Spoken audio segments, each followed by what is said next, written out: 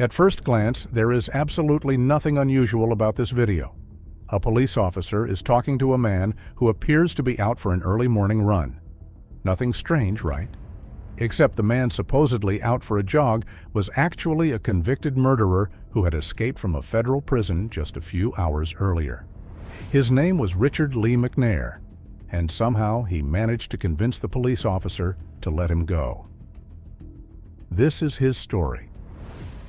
Richard Lee McNair was born on December 19, 1958, in Altus, Oklahoma. He grew up in an ordinary family with his parents and 3 brothers. There was no known criminal background in his family, but Richard would eventually become the only one in the family to have serious problems with the law. In his 20s, McNair joined the U.S. Army. He served for several years and eventually reached the rank of sergeant. By the late 1980s, he was stationed at Minot Air Force Base in North Dakota. Despite having a steady military career and a regular income, McNair developed a habit of stealing. At first, it was relatively minor, things like rugs, small appliances, and other household items. But eventually, his crimes became much more serious. In November 1987, McNair broke into a grain elevator in Minot, North Dakota, intending to rob it. He made his way toward the safe and attempted to break into it. But then, unexpectedly, a security guard appeared and interrupted him. McNair fired several shots at the guard. The guard was seriously wounded, but survived. McNair then left the building, but outside, he noticed a truck driver who had arrived to load grain and had apparently seen him. McNair approached the truck and shot the driver. The driver, Jerome Theus, was killed. McNair fled the scene. The wounded security guard survived and contacted police, giving investigators an important lead. McNair managed to remain free for only a short time. Investigators eventually connected him to a rented storage garage. McNair had fallen behind on the rent, and the owner opened the unit. Inside, he discovered a firearm and ammunition. He contacted the police. The next morning, Richard Lee McNair was arrested. He eventually admitted his involvement in the robbery and killing. But even after his arrest, McNair wasn't finished trying to escape. While he was being held at the sheriff's office, he was handcuffed to a chair inside an interrogation room. Then he noticed something that would become one of the strangest escape tools in his story: lip balm. McNair managed to get some from an officer. He coated his wrists with it, making his skin more slippery. When the officers were distracted, McNair managed to pull his hands out of the handcuffs. He then pushed past the officers and ran out of the building. A 3-hour manhunt followed. McNair stole vehicles and continued trying to escape. Eventually, he found himself on the roof of a 3-story building with police closing in. With nowhere else to go, he jumped from a significant height. He injured his back during the fall and was eventually captured. After his trial, McNair received 2 consecutive life sentences for the North Dakota crimes. In 1988, he was sent to prison in North Dakota, but McNair immediately began thinking about another escape. About 3 years into his incarceration, he started planning. This time, however, another inmate informed prison officials about the plan. His escape attempt was stopped, but McNair didn't give up. In 1992, he and 2 other inmates successfully escaped by breaking through parts of their cells and entering a ventilation area. From there, they managed to reach the outside. McNair's 2 accomplices were captured relatively quickly. McNair, however, disappeared. He remained on the run for approximately a year. During that time, he stole vehicles and changed his appearance, including his hair. In July 1993, he was finally captured while attempting to rob a car dealership in Nebraska. After his capture, authorities considered McNair too dangerous and too difficult to contain in a conventional prison. He was eventually transferred into the federal prison system.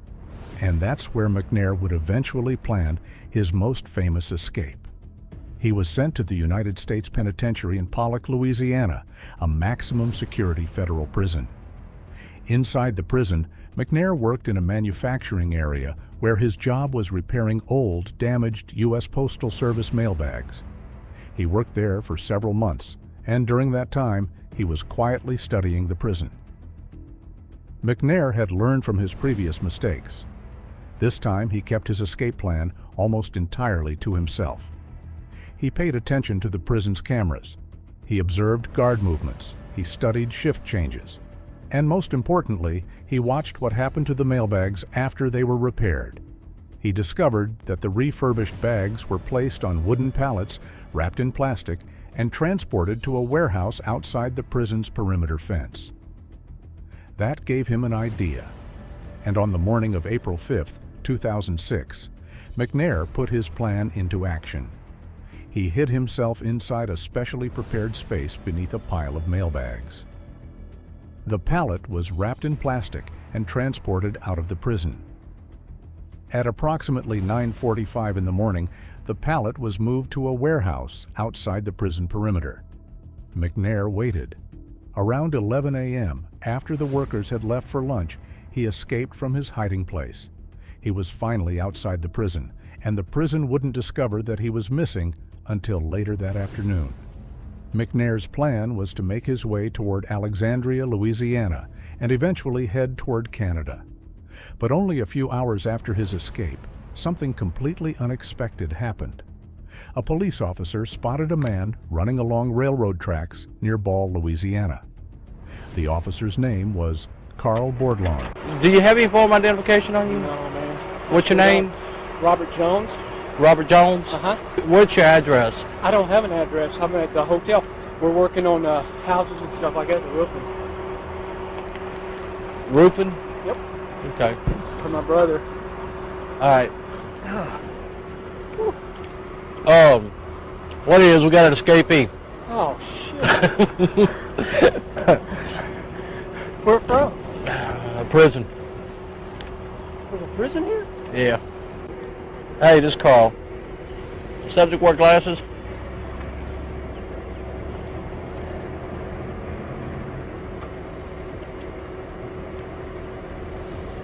Nothing about glasses. How old is your guy? You're how old? 50. I was born in 56. You said born in 56. 58. Any kind of details you can give me, huh? Color eyes you got? Green, well, kind of a turquoise blue. Turquoise blue? Yeah. Let me just verify. He says his brother's staying at the motel. Let me verify that, and if so, I'll just cut him loose. All right, thanks. I guarantee you I'm not no. You know the bad thing about it? What's that? You'll match it up to him. Come on. What? Where are you staying at? That Titusville or Titus Inn? Titus Inn? Little old. Where's that at? I don't even know the address. We just got into town about a week ago, and he dropped me off to jog. I always jog about 12 miles a day. What's your name again? Jimmy Jones.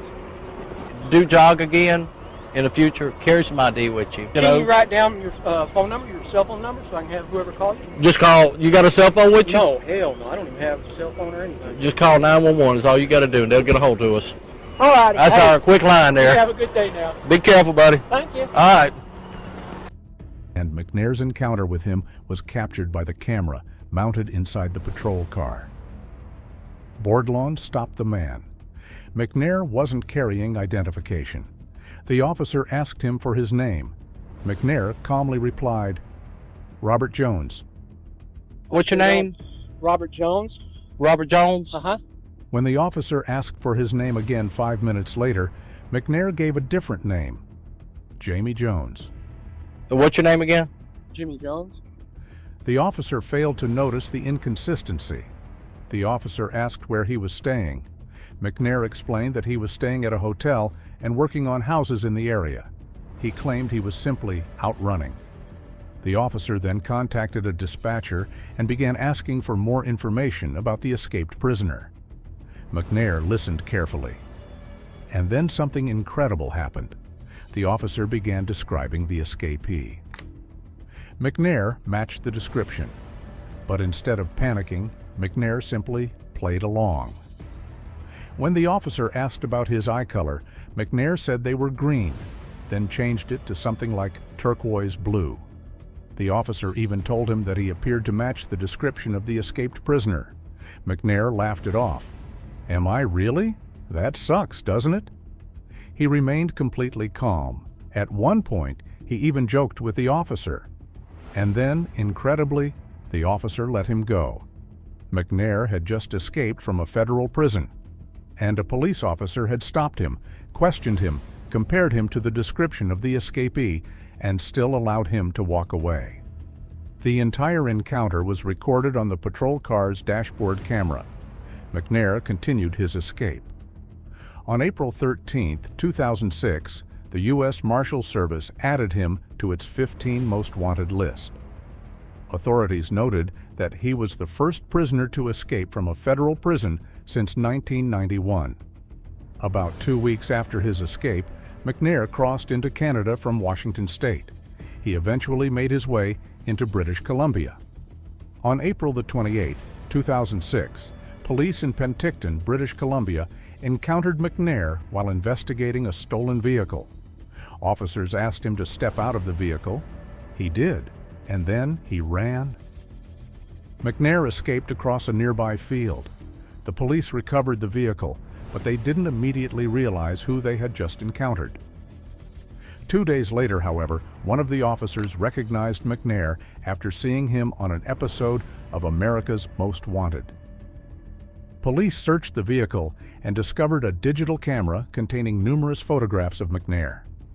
Investigators believe the photographs may have been intended to help him create false identification documents. But McNair still wasn't caught. He continued moving between the United States and Canada. Throughout his time on the run, he followed news coverage about himself online. He later said he was surprised by how much attention the media gave his escape. For more than a year, McNair remained free. He managed to stay ahead of authorities despite being one of the most wanted fugitives in the United States. Then, on October 25, 2007, his luck finally ran out. A Royal Canadian Mounted Police officer named Constable Stéphane Gagnon noticed a suspicious white van in Campbellton, New Brunswick. Gagnon had only been on the job for about 6 weeks.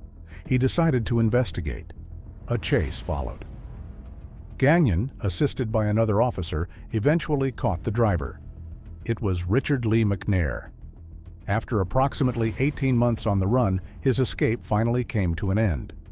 During his time as a fugitive, McNair was connected to stolen vehicles and other crimes, but his case became especially famous because of the sheer number of times he managed to escape or evade capture. Even after his final arrest, McNair reportedly described the officers who captured him as good people who were simply doing their jobs. Today, Richard Lee McNair remains incarcerated and is serving 2 consecutive life sentences. He was transferred from ADX Florence and USP Florence High and is currently reported to be held at USP McCreary in Kentucky. But his name had already become part of prison escape history. 3 escapes, multiple attempts, years spent running from the law. And one unbelievable moment when a police officer stopped him on the railroad tracks, only to let him go. The encounter was caught on camera, and that footage is one of the strangest pieces of evidence ever recorded in the story of an American prison escape.